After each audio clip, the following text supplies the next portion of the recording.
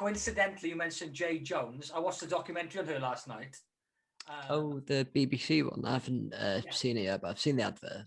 Well worth a watch. Oh, yeah. It goes back to her childhood with her parents and grandparents taking her to the places and listening to her or listening to her parents about basically wanting to win at all costs. And I was just thinking, I'm exactly the same. If I play Monopoly with my kids, and I will try and win right up until the last roll of the dice, or playing darts, or anytime I'm playing any sport, if I'm losing 8-0 against somebody in squash, I will play to try and win 9-8.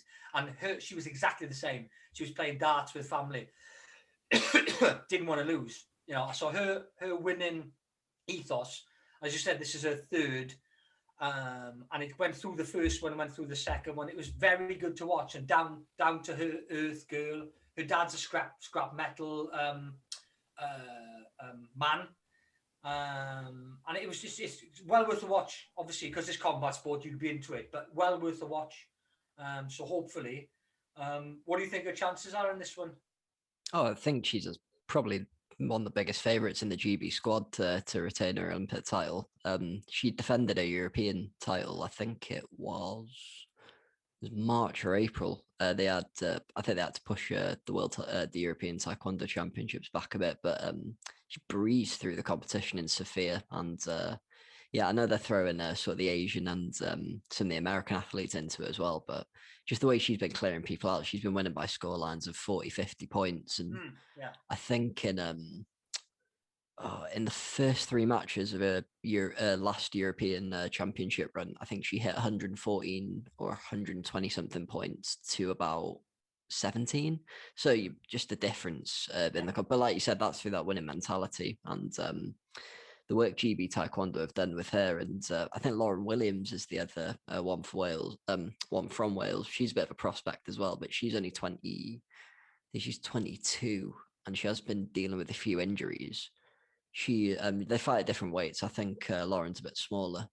She was also going for a third European title this year, but she lost in the final, unfortunately. I think it's the first time she'd competed in like 6 months or something. Together in COVID. They've been training, because they that's it. And Bianca Walton as well. She's another one. There's a few. Laura Muir was the Scottish athlete that I was on about. Just looking. The other one I'm quite excited. So, have you got anything else to say about the Taekwondo pro? That's the only ones on there that I've got. Just them three. Oh, is it a male one, or are you thinking of somebody else? Oh no, I was going to move over to Judo. Oh, go on. Because we've got Natalie Powell from. Yeah.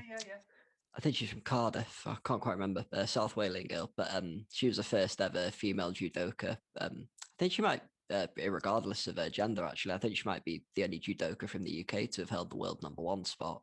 Right. It was a couple of years ago, but she's been in quite good form leading up to this. I think she was pretty much a shoe-in for the Olympic team. I think in January 2020, she picked up a third Grand Prix gold grappling in Tel Aviv. So, she's beat some strong competitors in that run to get through to the final. Interviewed her on the old podcast as well. It was quite nice to sit down with an Olympian. I was quite surprised I managed to grab her, actually, but very nice, down-to-earth girl. She's I think it's Coventry. I can't quite remember. I should have listened back to this interview. I think it's Coventry where GB Taekwondo are based, and she'd been struggling with a few injuries and that. One of the things that's really helped her is going back to her old coach at her old club, and she's been able to manage her injuries a bit better. And she said, like, a judo's in the best place it's been in. Same with her fitness and her injuries as well. So sort of everything's fallen into line for her. I think she's got a good chance. There's a lot of tough competitors, with it being an Asian Games as well. Japan are very strong in the Taekwondo, so the Judo, sorry. But yeah, I think she's got a decent chance of winning the medal or getting on the podium at least. I think the Taekwondo, Jade Jones's thing, that's on this Sunday. That's quite early, and so I've got on my notes in front of me, Natalie Powell's on in the Judo on the 28th of July on a Thursday as well. So those two are coming up quite quick in the pecking order. Yeah. I'm not sure what the time difference is with Japan, actually. Are they all going to be quite early like it was for Rugby World Cup, do you reckon? Because I think a lot of those games were in the evening, weren't they? To be fair, I'm not sure. I can't remember. I'm not sure. That's the thing. We haven't been delving that deeply into it No, with no, it being sneaking up on us and that.